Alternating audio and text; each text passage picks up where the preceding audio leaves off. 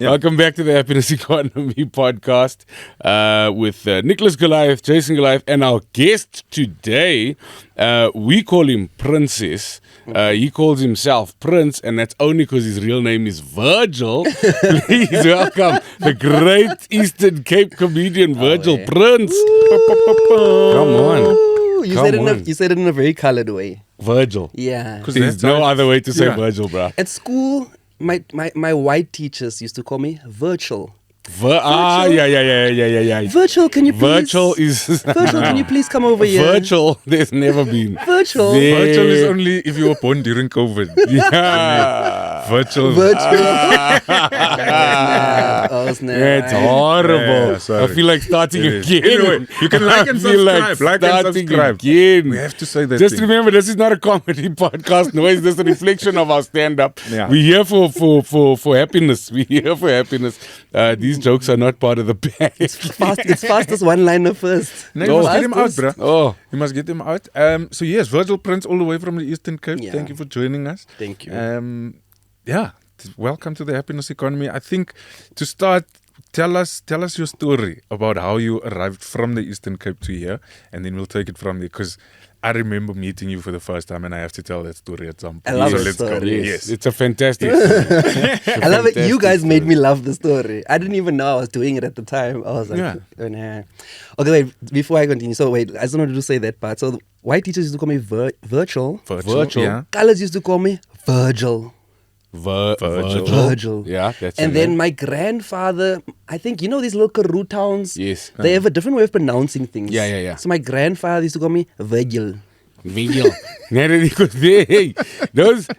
Karoo towns are phenomenal. If you're ever going to go to the Northern Cape, you got to go there, and you will notice that it doesn't matter how big or small the town is, there's always a thriving bottle store with a queue. Yeah. From 3 o'clock in the afternoon, every other business is dying. Yeah. There's a 3 o'clock bottle store with a queue, and you'll see people walking out of those bottle stores with like a 500 ml plastic bottle of... Yeah. We don't know what that thing Of is. oven cleaner. What is it called? Oven cleaner. You can use it to clean the oven, light a fire, and but get you lit yourself. Let me tell you, if it's a doorbell can make your teeth loose, it's that thing. Whatever that thing is.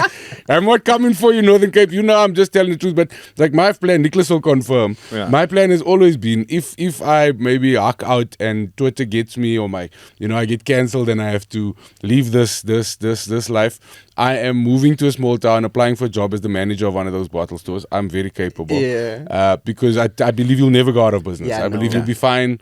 You'll be fine forever, which is a sad topic for another day. Yeah. Because Also, now you you're like just the part mayor of in the that problem. town. Yeah. Now listen, sometimes your neighbor owners got to take advantage of the problem. It is. Come on, it is what it is. I mean, small town sells a lot of black labels. That's all I know. No, but to answer your question, Nick, Prince the comedian from the Eastern Cape. A summary of my story in total. I'm from the Eastern Cape. Went to Rhodes University.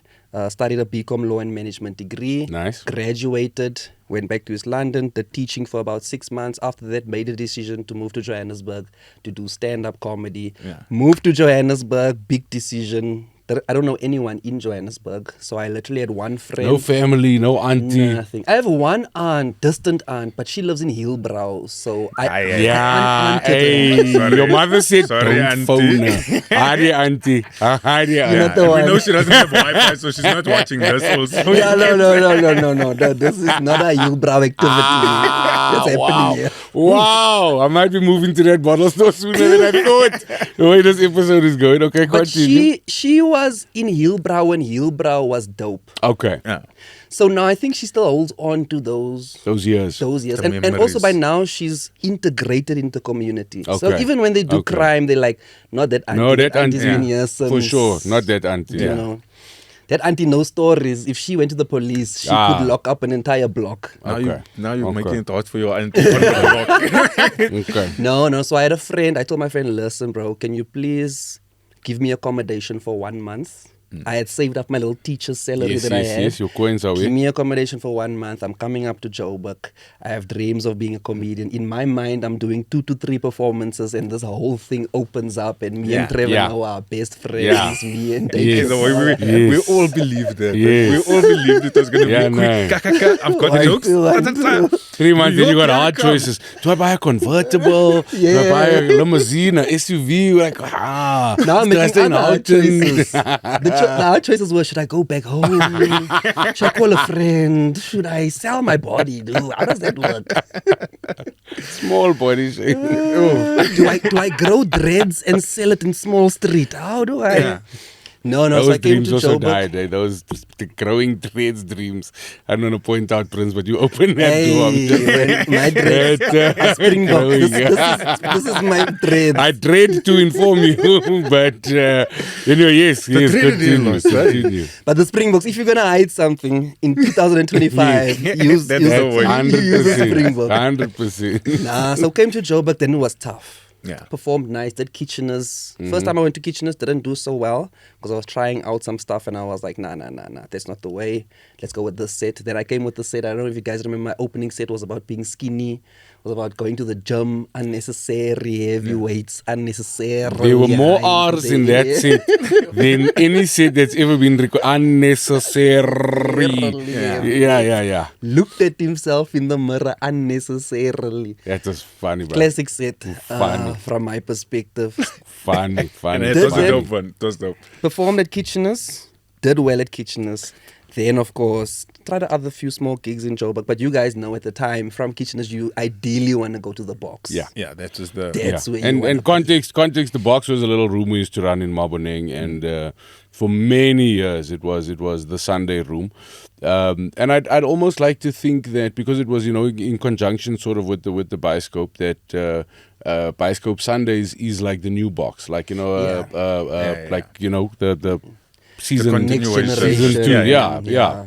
So it was the OG, yes. And we started the box on the back of the underground closing because that used to be the Sunday. That was the Sunday. Sunday room, and we still started. We still invited John and Taffia, who used to run WAC management, to come and see the box before we open and give us some advice because we were trying to do it right. Yes, continue. Yeah, you guys were open micers when y'all did this. Yeah. The box we were already involved. We were open micers when we started our Wednesday. The box was the second gig we started, but this is not about us. Okay, fair.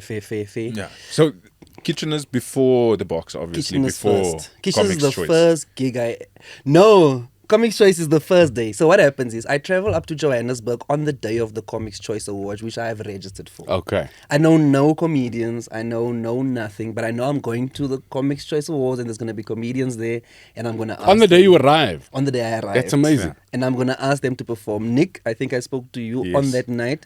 I think I Yes. might have spoken to La Zola because they were running Kitchener's at the time. Yeah. On that night. I think I might have spoken to one other person, maybe like a Warren Robertson or something. On that night. Robots. Yeah, that was very Eastern Cape. Just like when you said Joburg. Yeah. Just now, I was like, That's how they teach you at the Rhodes. Robots. Warren Robertson, shout out to you, man, wherever you are. Shout out, bro, Warren. I've yeah. been We've been expecting expecting you.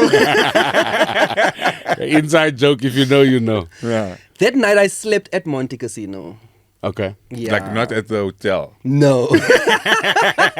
Thank you for pointing it out, Nick, because I must No, have. because when someone says, I slept at Monte Casino, the way Prince said it and the story, the backstory he's just given us about saving his coins to come to Joburg on the Nigga, day sharp. of I need ride. details, Prince. Tell us Because about also how we know where you you had no slept. car. No At the car, didn't know many where did you people. sleep? So what had happened was my plan was to sleep in Monty. There's got little benches in Monty. Yeah. Take a nap because I need to wait until the morning for taxis to start going again. Okay. At the time there was no Uber. Where's all your bags at this point? No, I dropped them off at my friend's Okay, place. before you. got So you to my went to your buddy's friend, place. got done, went to Came through to Comics Choice. Okay. So we're there. So I'm sleeping in Monty, and then here's the thing with Monty. You can't close your eyes for like more than a minute or two because the cameras Yes, they are pick there, up. Yeah. and then they send a guy to come in. 100%. Tap What are you you nicely. doing, sir? Because they Take you used to out. people Yeah. sleeping at Monty, yeah. Do they do that? punters, they spend that last taxi money and then They want to Not toss off. right there. 100%. I mean, it's warm there. And it's indoors while being outdoors. It's nice. Lovely. You're sleeping in Italy, boy. Like, you know what I mean? Got a Tuscan nap. It's delicious. Come on. People's clothes are hanging there. Very nice. Oh, by the way, we're at Monty at Pilatorin Theatre. Oh, yes. From the 18th of June to the 6th of July. Get your tickets at Web Tickets. Continue doing this, the Happiness Economy, but comedy show. Very fun. Yes. Okay. Not Prince's jokes. Very I'll fun. be there though in the audience. Yes, so he if will. You guys want Yes, to- he will. Mm. So Slept sleep on a over for the bench, somebody night. comes to wake you up. Kick me out. So you have to go sit outside Monty, Yeah. sleep there till the morning. Was it summer at least? It wasn't. I survived. Okay. Comic Choice is not normally in summer. Comic Choice used No, to be yeah, it's like year end. no, but back then Back then it was different. India-ish, man. Anyway, it doesn't There by matter. September then. Anyway. So yeah, the reason. Yeah. Slept over, and that was my opening experience. Welcome to Joburg. Welcome to Johannesburg. This is the life you've chased. This Can't is even the sleep on a life. bench. Can't You know, even sleep and on a bench 'cause- in Italy. So the reason I wanted you to tell that story is just to explain to people that when you want the thing, you have that. These are the things you have to go through, Yeah. because everybody sees you now and they go, must be nice, must be easy. But the process to get here, because yes, we spoke that night, and so I say to Prince, cool, I'm book you at the box. You're gonna come and do an open spot. Yeah. Lekker. Book him for the open spot. I don't know how many weeks ahead it was. Book him for the open spot. We're at the box, standing outside in Maboneng, and Prince comes up to us with the polar neck, which used to be a standard feature, looking like he came straight from the call center. They But just released them in the Eastern Cape. Yo, they yo, were yo. fresh fashion in the Eastern Cape. I was the coolest guy leaving the Eastern Cape at the time. yes, yeah, no, the standard. Looking like he came straight off the bus from the Eastern Cape, straight there. Yes. But sweaty as the hell. I'm like, my man, what happened to you? Why are you so sweaty? Then he told me, no, I took a taxi, which dropped me off in Bree Street, and then I walked The from... taxi dropped him at 1 Fox. Because he said because the box was 286 Fox. Yes. And if you understand Joburg, 1 Fox is literally at the end of the CBD. The Maboneng is literally at the opposite end, the opposite border. And I remember Yeah. him saying the taxi dropped him at 1 Fox, and then he knew he was on the right street. Yeah. And Fox is also one of those streets that's broken up a few Yes, times. now you'll find a block in the Yes. middle of the street. 100%. Hey, dude, that thing is difficult. It starts it's again. in Joburg Yes. CBD. Yes. This is my thing. At That it's night. in the CBD at At night. And you walked and made it all the way there and came and destroyed that night. I had to after all that. No, Yeah. after that walk, you Yeah. just risked your life. Because and even in those years, we used to call Maboneng I Am Legend because you were only safe in the light. It was one of those that you know what I mean. The CBD was rough at that time, especially after dark, and you were only safe in the light. And this guy walks. So that for us is a first impression alone, as somebody who books comedians. When we see someone with grit and somebody that wants it that bad, you're gonna risk your life. Yeah. You're gonna risk your life and walk and rock up in a good mood Yeah. Get on stage and do the kill. things. Kill. You did a bit with somebody smacking you and the saliva goes, Yeah. and then they slapped you the other way, and I was like, that was hilarious. I remember that. I remember that. Yeah, it did that. But that's a scary walk, though. Let me just say. Yes. Even now, that's a scary walk. Now it's worse. There's a way to do it as well. Fast. You have to walk from the looks fast. of the Yeah. sweat. And then you must choose your streets. So, say for instance, I'm walking down this street and then I get to a corner. Yeah. Then I have to now evaluate the next block and Yes. decide whether this street or that street is the better street. Yeah. So you have to evaluate the block and be like, that one. Yeah. Via up that Yeah. street. Yeah. Then you must walk in such a way that you look like you've been here Like you know. forever. I used to call Like it you're walk. gonna rob them. I'll rob you first, 100%. People must cross the road for you, thinking that you the one. Yeah. Did that whole thing. Won't do it again. I mean, great. I think I'm softer now. Welcome to Joburg. Are we? Yeah, no. I'm a bit softer now. Wouldn't do that. That's scary. Was it worth it? Yeah, I think so. I believe so. Yeah. Look, in actual fact, I think if it wasn't for COVID, then there'd be more proof of it, the worth-itness of it. Yeah. But because of COVID, I think it set me back like a year, 2-3 years. So there was that little rebuilding phase, and I think now I'm getting back to where I was maybe 2 or 3, 4 years ago, because of that reset that took place. But definitely worth it, man. Definitely. I got to experience the box. Many comedians will never experience the box. And I mean, many comedy rooms will come and go, but for me, The There was a box magic. is still one there was a of magic. the most craziest, the most wildest, most It was electrifying. just so intense, and it was partially because of the way the room was designed. So it had like a sloping ceiling, which almost seemed to just concentrate the energy on the stage. Yeah. Yeah. And the box for me is I think the only room that I've ever played in that. If you had 2 rows, so even when we just started and we weren't selling out yet, if you had 2 rows of people, it felt full. The energy was so electrifying and so contagious in that room that you didn't need a full room to. And I mean, we were learning, but we were also smart, and we would, for example, keep the doors closed. And if we only had 20 tickets, there'd only be 20 seats. So we'd force everybody to kind of sit as close to the stage as possible. But I want to get into the. You said something now, and that's what I'm most looking forward to speaking to you about just your attitude towards COVID was a bit of a setback, and your hyper-consciousness around it may not look that way. So anybody who says that, they that stuff stays in your mind. You think those thoughts about what could have been, what should have been, what would have been. And the first thing I want to tell you before you start speaking about how you're feeling is the best part about our sport, stand-up comedy is a lifelong endeavor. So it's not like I look at Akani Simbine, who just won the sprinting, and Akani's a phenomenon because he's been doing it for so long. Generally, there by his age, you're done, but he just wants it so badly that I don't know what Muti and what he rubs on his knees. But the guy is an exception to the rule, where comedy is the opposite of that. Like, you know what I mean? You don't have to make it in your first 10 years. You don't have to make it in your first 20 years. The greatest thing that I watched was Earthquake. And then hearing the stories that Earthquake was doing stand-up, running clubs for over 30 years before we found out about him on Netflix. And now he's unbookable, you know what I mean? Now the guy's pop. So there's no timeline. But I know that stuff affects you. So where are you with regard to that stuff and your feeling? Because you're one of the best comics in the country. Thank you. Which can be a very difficult thing because, like you say, sometimes your life doesn't reflect the skill. Yeah. So I think adjustments had to take place coming out of COVID. I felt that as soon as we came out of COVID, I think I was immediately slapped with this new social media. What do you call a dispensation? What do you call that's explosion. Era that you are going into? Yes, a new generation. New generation was slapped on to me and us immediately. So I think what happened was there's this little scramble that now takes place. Bit of a panic, yeah. Oh snap, I now need to do content and I need to do stuff. So I found myself for the longest time now doing the content things, you know, the talking on the phone and the what, and the doing the clips in the room and the blah, blah, blah. And that went on for a little while.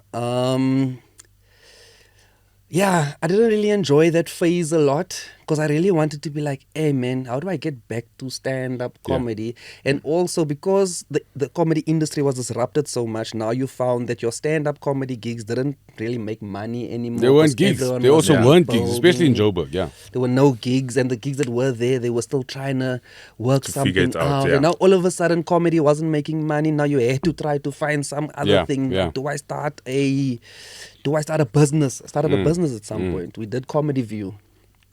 Yes, I remember that. Remember that one? I remember that. Did Comedy View. Do I this? Do I that? Do I do this content? Whatever. And I think the nice thing is last year is where I decided to take my comedy power back. And I started touring my one-man show. Yes. And I think when I started touring the one-man show is where I started to feel myself coming back. Because now there's new skills that are being learned now. Because now instead of waiting for gigs, now I've had to learn what does it take to build an audience in a town? What does it take to sell tickets in a town? What does it take to put together new shows all the time and do the new shows? So now this year, I feel much better. I feel much better in terms of I know what I want. I'm not maybe the guy who creates the content but I'm keen to create content as long as it's stand-up comedy related. I can appreciate the frustration, and I think, just for those who never engage with Prince, maybe some context.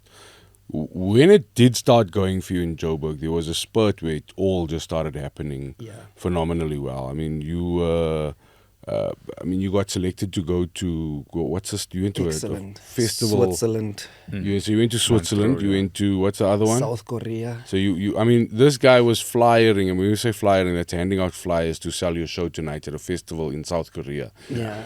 Which was just a phenomenal thing and doing incredibly well, and the momentum was there. And I think that a lot of us go through that thing where that creates an expectation of what's to come. It also makes you forget about the long walk in Fox Street and how difficult that first night was, and makes you think that, okay, I've made it now. Yeah. It's all just going to happen for me.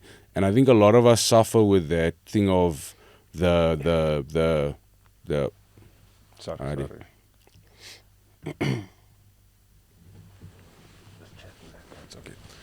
So I think a lot of us suffer with that momentum break and the expectation, and then it's hard to get back on the gas. It's just like, you know, in life it's nearly impossible. So I don't know if you have ever had a thing where you had to go back. So like I failed in business and had to go back to a job that I thought I was too good for. And I remember how low my tolerance for that job was, how hard it felt to, you know, humble myself internally to go back to that. And then you kind of realize that human beings are not engineered to kind of cope with that. It's a very, very difficult thing to kind of get through and thing to do.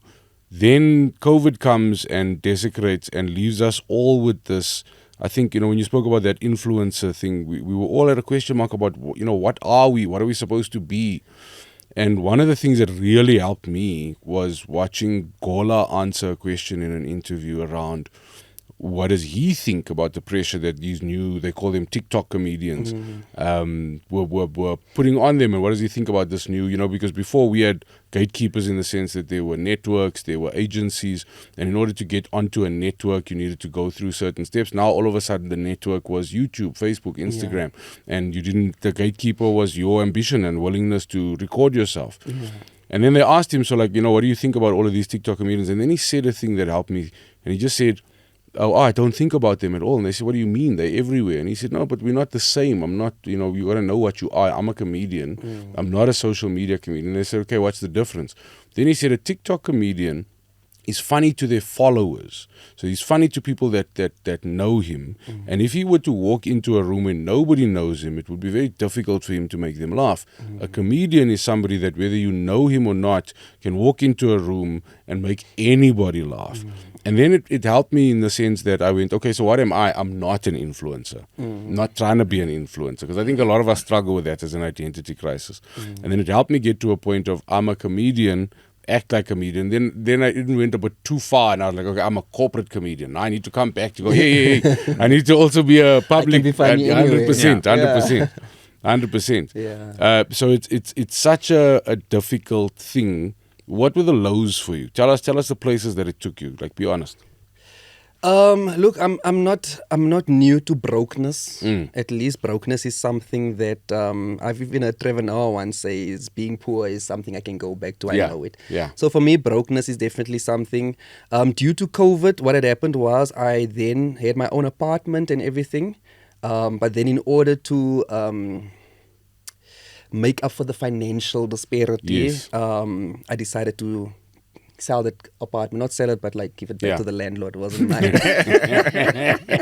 the truth will set you free. I give it back to the put it on the market. I decided So I had to get rid of that, and then I moved in with my lady. Yeah. We moved in together. So I think in that sense, okay, I gave up a bit of my manly independence there, you know, to go and live now with my lady. So that's one of the things, I guess. But we live together nicely, so it worked out. But I think ideally as a guy, you want to stay at your own place 100%, until the day when we want to get married, then we get ourselves a house, or you move in with me, and then we... So there's a certain pattern I would have liked, but that pattern was obviously a little bit ruined. But we made it work after that. So that was difficult. Struggling financially is never nice. Especially not if you're in a relationship. Yeah. And especially not if you're in a relationship where we've been dating now for a while and we have reached a point now where certain things need to start happening. Now, when things are supposed to happen, you are then now going backwards. 100%. 100%. And But that's how you're life going will be, backwards yeah. and I'm going forward. You're supposed to be headed to the chapel, but yeah. And then also my lady's a lawyer. Yeah. So from her side, things are orderly, structured. Yes, Her life is in predictable. order. Her things are nice. I love that you went and married a woman who could have been your life, because you went and studied the Lord and you're like, I don't want the structure in my life. I want chaos and poorness. I love poverty. But I want to see what it could have been. So But God is good. He was like, listen, this could have been you, but we'll give it in, we'll give it in any case. We still let you eat that raw We'll money. still- We still let you eat that contract money. Yeah.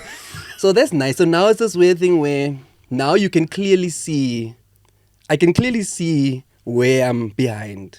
Because even just between me and my wife, if you look at career-wise, she's worked, she's there now. I've worked, I was there, now I'm here now. Yeah. You see, so I'm not even dating a person that can delude me into thinking things are fine. No, it's clearly not. I'm clearly behind.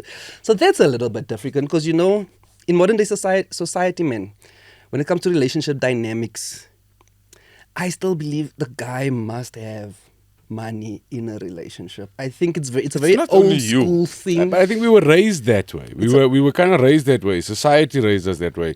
Every fairy tale we were ever read raised us that way. That as a man, I had this deluded thing of, and still struggle with it today, that I don't care. I wanted to earn as much as, I'm not saying men must earn more than women. I want my wife to make as much money as possible, be as successful as possible.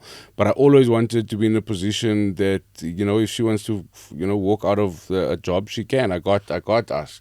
I always want to have us, and that's what we want as a man. I got this. 100%. And I think that fundamentally is very unhealthy. And I think your relationship is great because I'm a firm believer that everything is happening exactly as it should. Yeah. And you moving in with her, the reason it works so well is because there was forced humility. You know what I mean? Yeah. Which I think makes it even easier, and also an appreciation for her. And I'm sure when you look back at this in 20 years' time, the motivation it gave her to double down and provide and work hard in her career is going to also be a time that, she's grateful for, which in the time where you a guy and month end's coming and the money's not coming and you're going to have that conversation again is a very uncomfortable thing. No, it's not nice. Our sport is also a confidence sport.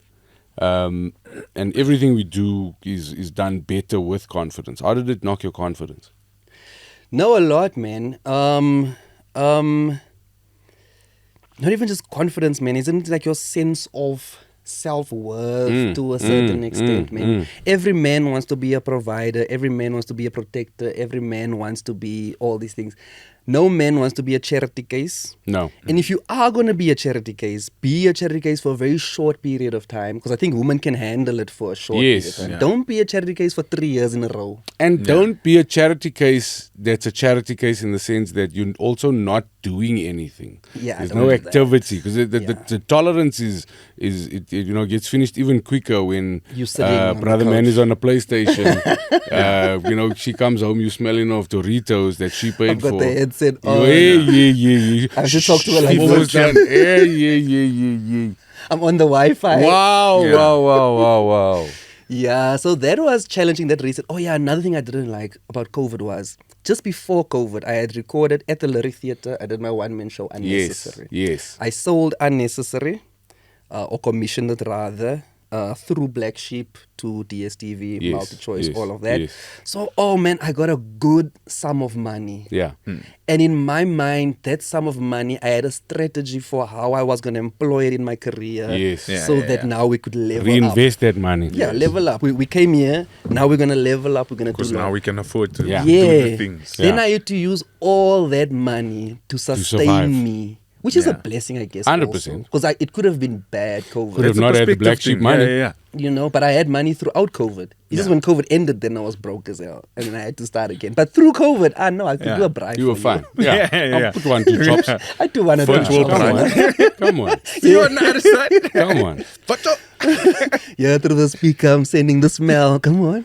So that was not nice too. That was also a disappointment for me. Is that money could never be used for my dreams. It had to be used to solidify my current. To be used to survive. To survive. That's what it was used for. There's also this weird thing that, and I don't know if it's all of us, but there's this weird thing you kind of go through that you believe that special is also just going to change your life. And immediately after the special goes out, all of a sudden, you're just going to be blessed, booked, and busy forever and ever. Amen. And you're never going to have to struggle again. I don't know why we get sucked into that.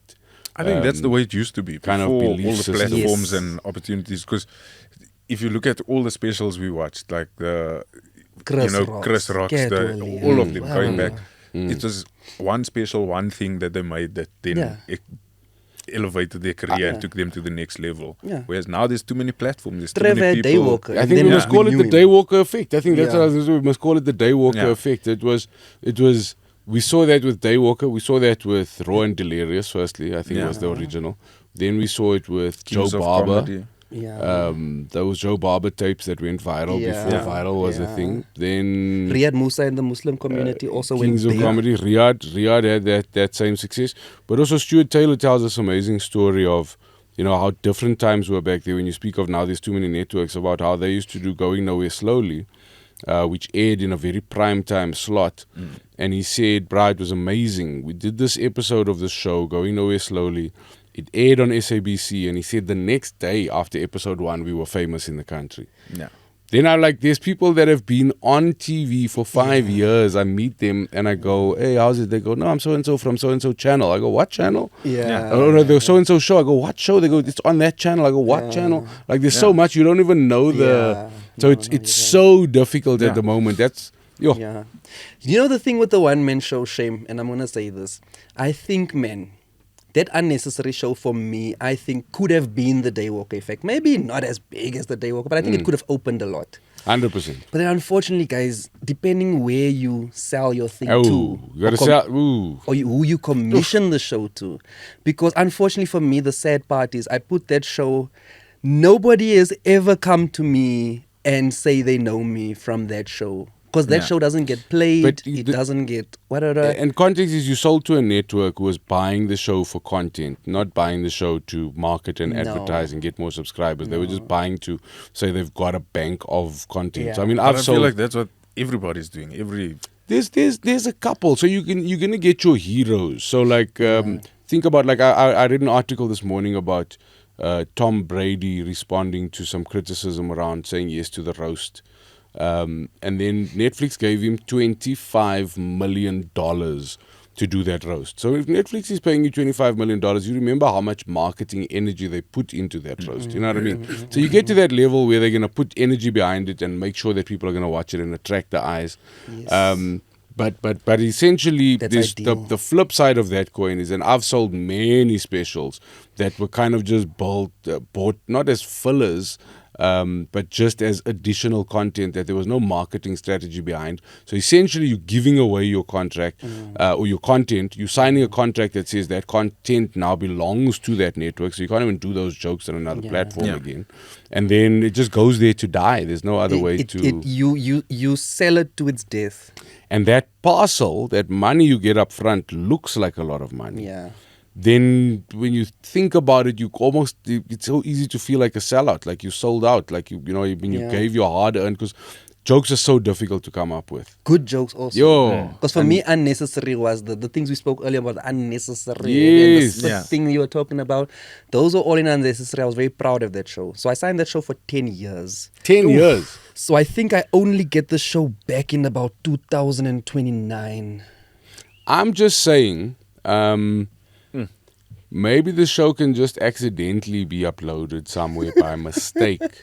And then if Showmax comes for you, we'll be very disappointed, Showmax, that you would exploit a struggling artist from Rhodes University in the Who walked Eastern through Cape. CBD. Especially now that you guys got that Canal Plus money. It will be very unnecessary. I'm here with Jason. I'm just here saying, with if him. that thing falls off on the internet and just happens to go out, I don't think. I mean, they didn't spend R1 marketing the show. Do you really think they're going to spend R2 coming after you? I'm just saying, unfortunately, we need to start thinking like that. I'm saying, unfortunately, they will spend that money to come for you. That's Yeah. what. No, I'm The saying drama. that They even want that. drama. I'm saying we exist in a time, and I'm saying this honestly, as bravely as I can, that we exist in a time where it's that type of fear we must get rid of. That could be the best publicity you ever had. MultiChoice sues Virgil Prins. Yo, everyone knows me. My guy. They know you today. There's no Yeah. They know you today. Tomorrow they see what No, trending. but if the jokes Yeah. are out there, they're out there. Yeah. And then you can do a pay back the money tour. So they sue you, then you invite people, you do like a crowdfunding. I'm basically working out your strategy. Thank you. So they sue you, then your next one is a crowdfunded thing going pay back the money tour, where come and help me pay Win my multi-choice. lawsuit. Yeah, Yeah. pay Showmax back. I did Lawyers Showmax for only. mentioning you so much time. We love you, Showmax. Yeah. No, we love you. Yeah, I did. I did. Yeah, And you know what? His wife is a lawyer. Come Yeah. on. Yeah. And my favorite law, like if I went into law full time, my favorite law is contract law. Yeah. But you signed it 10 years, eh? Hey, Yeah, you missed, yeah, you yeah. missed that class. You missed that day, yeah? No man, You the missed money that day. at the time that was the most money I've seen in my life. Yeah, that's That was life-changing money. That To me, that was $1 million that I got. But it from the wasn't. Eastern Cape, Bro. That's because also. Greyhound. So can I go back? Like, what is the expectation when you go through? You've studied, you've gone through teaching, you're now back in the Eastern Cape. Then you go to your parents and your family, and you're like, okay, cool guys, I'm leaving all of the stuff that I've done, Yeah. and I'm gonna go tell jokes in Joburg. Yeah. Like, how did you get to that point? I didn't tell them. So since the time I started comedy, and this is why I'm always so shocked when I see new comedians come to a gig their first day ever and say, I'm a comedian. I'm like, hey man, slow down, bro. And you came with your whole family. There's 20 of your family members here watching you die. I'm like, bro, my family knew nothing. I started comedy when I was at university. I didn't tell them nothing. Yeah. They heard like rumors and stuff. Hey man, your son's actually quite funny, eh? Like, what do you mean? No, we saw him at a show. Show? That's how I started. And me, Yeah. I say nothing. They're Yeah. like, oh, what are people saying about a show that you did? The university has various clubs that you Yes. can join, and I joined this one club. It's just a, spare Yeah, time yeah. thing. Nah, nothing to stress about. Then I went back to East London, did the teaching. While I was teaching, I was saving up my money. Yeah. And I told my parents, I'm going to Johannesburg for two things. Number one, I'm going to obviously find a job. And number two, I'm going to find a wife. Those are the two things I said. I'm going to find me a job and I'm going to find me a wife. They were like, no, that's perfect. What Go kind boy. of job? I'm like, nah, law. Go boy. Kanti, I fully knew that I'm No coming to law. do stand-up comedy. I once watched a podcast with Tats. And Tats said that, and this is way back, Tats was like, if you were a comedian in South Africa, I will advise two places, Cape Town, Joburg. Outside of those two places, Wasting your you're time. not taking your career seriously. And this was before the social media boom. This was Yeah. before the content boom. Where now, technically, you can get famous from anywhere. If you got a phone, you got good light, you got Yeah. good jokes, you're fine. But back then, Joburg number one and Cape Town number two. Yeah. Absolutely, if you weren't in the main cities, you were losing. And then you came. Yeah, so I came, and then my parents got to learn about comedy with time. With time, it became more and more obvious that I was not doing what they thought, Yes. And then eventually we could have the conversation to be like, no, guys, I do comedy. My mom and my dad used to think I'm gay at some point. They're not the only ones. Look, now that you bring it up, Prince, we saw you in that Poland neck. We were like, this guy must just be honest with himself. Nah, this, We were like, we'll accept you because With a we. name like Prince. We're Yeah. like, No. No, because what used to happen is Mbu Many Laughs, he used to run a gig in East London, and that gig was every second Wednesday. Yeah. So every second Wednesday, I would mysteriously vanish and come home With late Mbu. at night. So my parents were like, where's this guy? Now they ask me, yo, dude, where do you go every Wednesday? And I'm like, no, don't worry. I just go out as a friend. But because I was so secretive, in their minds, they were like, yeah, this one's gaying out here. He's gaying out here. Yeah. And my sister told me, hey, man, you need to be honest with your comedy because mom and dad be thinking you're gay. That's hilarious. That is hilarious. Because I kept it That under wraps. is I wanted to make sure that the hilarious. day you guys find out that I'm a comedian, it must be by the point where if you I'm had to come to the funny, show and I'm look, proud. you should be Yeah, respected. you're not going to question my decisions. No, You're going to know. No, okay? you're gonna see You're the not gonna- audience loves him. Then maybe I don't know walk off why stage. it's funnier for me because your parents thought you were gay, but your dad's a nurse. Then I'm like, I don't know why. Like in the movie, that's so hilarious because it's so funny. Like I don't know anybody else whose dad's a nurse. Like I know people whose mother's a nurse, but your mom and dad are nurses, Both right? are nurses, yeah. There's And something and, called a and, male and also nurse. the loveliest human beings you're ever gonna meet. But as comedians, it was hilarious for us to go. Yeah. So your parents are both nurses, and your nurse father is going, I think. And I think I started it. He's like, I think I started it.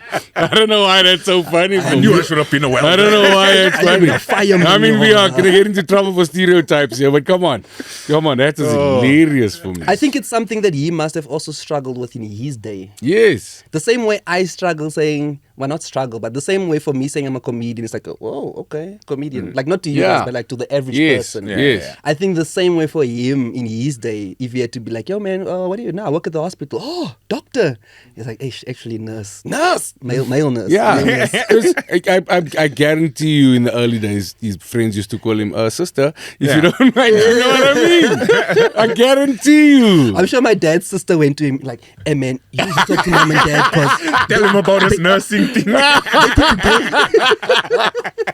That's they think great. you're gay, man. You need to come clean. That Tell them is you're a police great. officer or something. That is great. Find a stethoscope, something. Come on, Come dog. on, do something, bro. Come on. That's hilarious. No, so it must have been difficult in his time. But I since learned, and if you ever find yourself in a hospital, in a bad situation, trust me, you need men at the hospital. There's some patients that need lifting, 100%, bro. carrying. Some patients lose their minds and then the woman can't handle them. You need that one brat to be Yes. like, hey, No, sit you just down, need a man. strong 100%. woman. Let me- You need a strong woman who Hey, goes they to the exist. gym and can do the things. We know that you're out there. Go to the hospital. They We call need Xhosa you. aunties. Yeah, nah. That's all on Yeah, Prince. nah, bro. That's all. Hey, Xhosa auntie. Hey, Also, auntie will sit you down, boy. hey, Will sit you down. Xhosa auntie has a good jab in the street. You'll find You know, I yourself on the wanted to floor. go. I wanted to speak to a Xhosa auntie when I'd injured my rib. Doing a thing on a shoot with Jason. Actually, I hurt my chest, and then when I got home, it was fine. And then a couple of days later, I was doing some adult things with my wife, and then in my finishing move, I pulled that same Really thing. finished But then I had to go to the emergency room. I was like, hey, I need to. Now I'm there with us. Clearly, you know, and you can see someone is the head of the choir. She is the choir. Now she's like, what happened? I'm like, hey, now I must explain that. No, we're busy. And then I popped some, that. But don't worry, it's a re-injury. What Yeah, happened yeah. was Jason was involved in the first one. So keep that story in mind. I'm turning 45 this year, and over the age of 40, the most common way that men break ribs is sneezing, coughing, and vomiting. And yawning. Have you ever done yawning? I've never heard a rib yawning, but those are honestly the top Prince 3 is ways thin. that men over the age of 40 break ribs. So embarrassing. Break a whole rib. Fracture rib. I've done the yawn where they do, and then there's like a and I'm like, recover. Embarrassing for a third person. I feel like we hardly touched must on stretch. the topic. No, I of think the that show. we danced around it so nicely. How did you get to the point where you were like, because you almost gave up a number of times. What made you not give up? And especially this last time after COVID, what made you double down, identify, this is who I am, what I'm going to do, and get back on the horse? Comedy wants me, and the rest of the world, they don't really want me. And I've tried. So there was a period where for a full year, I sent out job applications. I sent out every job applications. I sent job applications from the lowest job to the highest job. And I'm talking about even last year or the year before. Especially in that year when I was getting married. I was like, damn, I need money. I'm applying for jobs. None of the jobs wanted me. So I told myself. So, I mean, did you get interviews at least? I made a few interviews. The Okay. virtual interview. Okay. So The Virgil interview. the virtual the Virgil interview. The virtual interview. The virtual interview. So I did that. Then I reached a point where I even told my wife, because she was encouraging me to get jobs, get something, get money, and then do your comedy on the side. Yeah. But let your finances not rely on. Because it's hard to be funny when you're broke, bruh. That's what it is. No. It's not good. Also, women don't laugh at those jokes. Broke jokes. Not laughing at those. No, those jokes are not funny to Yeah, women. no. It's a So fact. eventually I told myself, you know what, bro? Stop. Whatever energy you want to put anywhere, put it in comedy. Any energy. If you're saying, maybe I should take that thing, put it in comedy. Yeah. Maybe I should, take that worry, Put it put in it in comedy. comedy. Oh, you're worried? Write a gag about being worried. And then go on stage and go tell how worried you are. Yeah. Are you broke? Write a gag about being broke. Then go, is your heart broken? Write a gag about being heartbroken. Then go on. And I just thought to myself, with time, it will find itself again. Now I bought myself a camera. So if I write a dope set and I'm like, because sometimes when I write a set, I'm like, this set is going to be good. Yeah. Like now, me and Tats did a show in East London. Yes. And it's in Valentine's month. I saw the and show. I created I saw the poster. I created a set for the show. And already I was like, this set is going to be fire. Yeah. So but I didn't have the camera at the time. So I asked someone else to record me. But it was one of those situations where the people record the show and then they never give you the footage. No. Which is very sad because, when you do a good set, man, you do a good set. I'm like, this set, if it shot well, you could have sent it straight to Netflix and be like, yo, don't even Put it edit. on the shelf next to Showmax. Sometimes when someone give it to free to SABC, like, hey, check your inbox, free. So, what was I saying? But yeah. Put all the energy into comedy. Put it into comedy. So, yeah, and I think me and comedy, honestly speaking, we did choose each other. I went to university. I had no plans to be in comedy. While I was at university, people told me all the time, dude, you're funny, you should be a comedian. It used to annoy me. I used to be so annoyed. Whenever someone said, yo, bro, you're so funny, you should be a comedian. I'd be like, ugh. They just kept saying it. And me, I'm trying to be a lawyer. Me, I'm trying to make money. But everyone's like, oh, you're so funny. And I'm like, you guys don't take me serious. Yeah. I'm your classmates. And you're telling me I must leave. But once you do it, that first hit, I'll never forget, because I also had that my whole life. And I started at 30. I did comedy at 30 for the first time. And I will never forget how overwhelmingly amazing that first feeling of getting a laugh is, of being able to command that from an audience. The most addictive drug I've ever taken is stand-up comedy. Yeah. Started it, continued it. So far, we've made it through Grahamstown, Makanda. We've made it through East London. We've come to Johannesburg. It's taken me to Namibia. It's taken me to Botswana. It's taken me to Swaziland. It's taken me to South Korea, Switzerland. It's taken me all over South Africa. And through all the tough times, I'm still alive. I'm still funny. here. I'm still going. So I think we chose each other, man, and I think it's always going to work to a greater or lesser extent. I'm not saying I won't have downtimes. I won't say whatever, but I think comedy for me is, I'm 36 years old now. I don't see myself reaching 40 and be like, maybe I should change my career path, and it's done. I'm here. I think that's the thing, so in terms of, what's the objective of this episode is exactly that. Is firstly, you have to believe. Secondly, you got to figure out what type of animal you are, then accept that. We speak about gratitude, acceptance, perspective. I love the idea of focus. Instead of wasting your time focusing on things that you don't actually want to do, short-term solution things, double down. I love that sentence, brah, of if you sad, write a joke about being sad. If you broke, write a joke about being broke. If, anxiety, write a joke about, and just double down in terms of becoming obsessed with what you want. And my belief is very simple. If you were not funny, Nick and I have watched enough comedians come and go over the years. I would have told you straight away, dog, dog, rethink, dog. Maybe let me see that CV. Maybe did you ask ChatGPT to write the CV for you? Maybe it's that. You know what I mean? Maybe don't do virtual. Maybe virtual isn't for you. Maybe you must go face-to-face interviews only.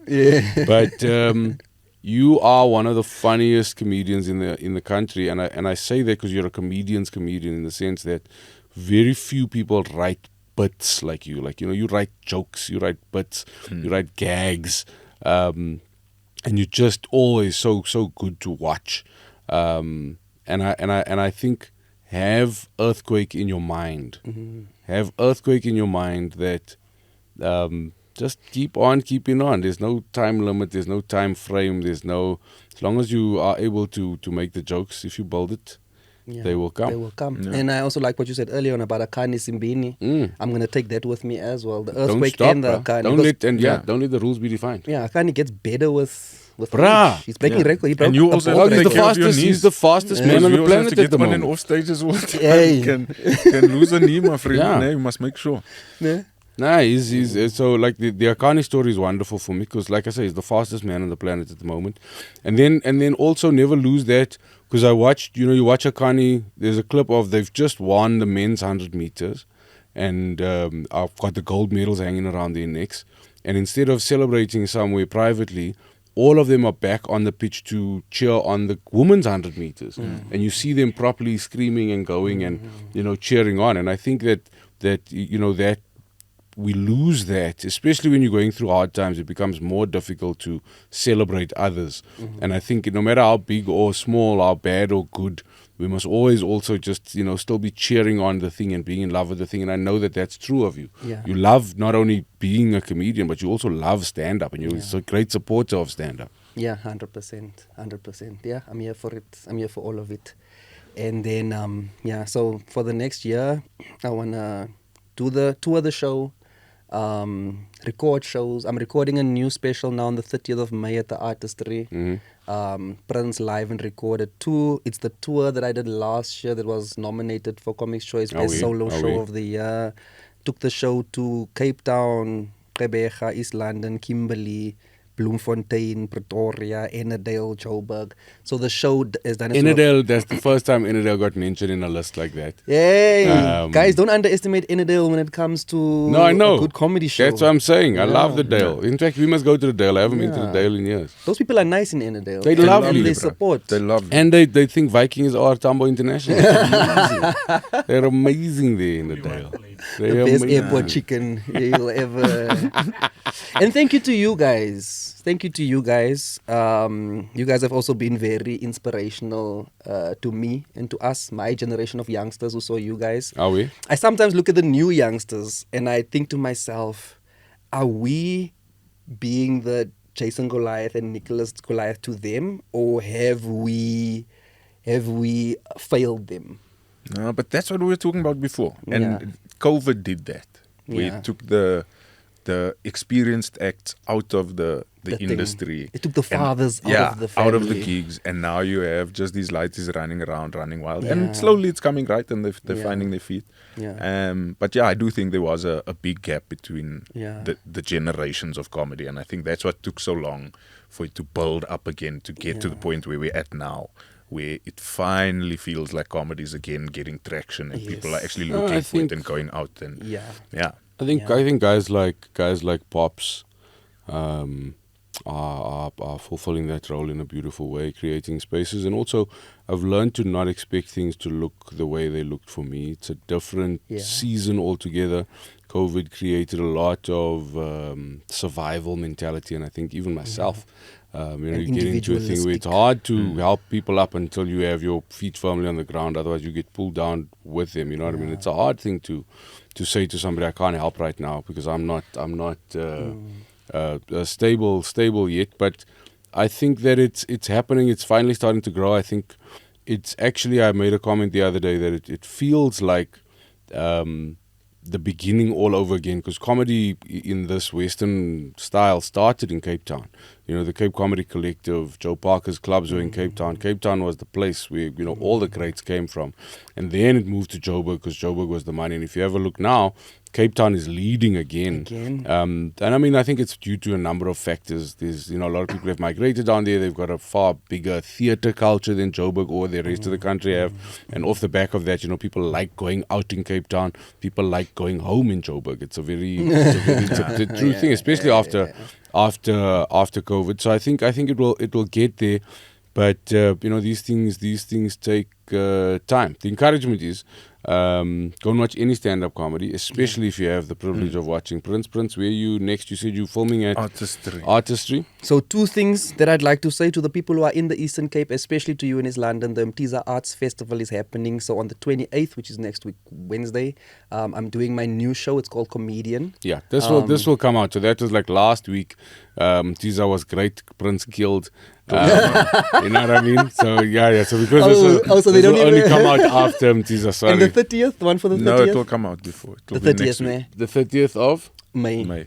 This will be next week Friday. Okay, so at the Artistry on the 30th of May, I'm recording my award-nominated show. Prins Live and Recorded to get your tickets. They're very limited, so get your tickets. And I think we're gonna have a small room, wonderful- beautiful room. in Yeah, Sandton. no, and I'm expecting a fantastic show because this show I toured it for a whole year, so I'm very confident in the content and the material. And when a comedian is confident in the content and the material, Coming to let you have it. come on, Let's come go. on. Also, the guy's funny. Take it from me. Prince still one of the funniest human beings I've ever seen. And if you've never had the good fortune of watching him on stage, do that. Go and follow Virgil Prins. What's your handles on all the things?